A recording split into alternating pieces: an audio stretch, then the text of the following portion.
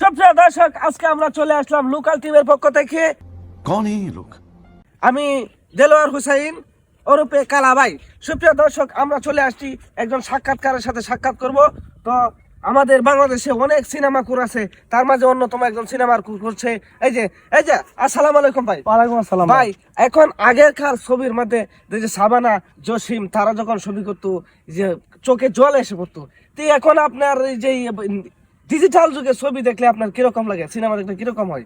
ক্যামেরাটা ভাই এবার ধরুন। হ্যাঁ ভাই আপনি খুব সুন্দর কথা বলেছেন। হ্যাঁ ভাই আগেরকার দিনে সিনেমার মধ্যে আমরা একটা পাহাড় পর্বত নদী নালা উঁচা নিচা টিলা টালা সব থাকতো ভাই। হ্যাঁ হ্যাঁ ওহন বর্তমানে যে টেলিভিশনের যে অবস্থা, হ্যাঁ। আগে সিনেমা চোখে দেখানি বলতো সাবানা যখন কান্দে দিত তখন সকল দর্শক কান্দে দিত। হ্যাঁ। আর ওখানকার যে সিনেমা আর নায়ক এই যে ধনী সঙ্গে বলা দরে কাবলা মারে রে ভাই, হ্যাঁ। এগুলো চোখে দানি মারে না নিচে দেহানি মারি রে।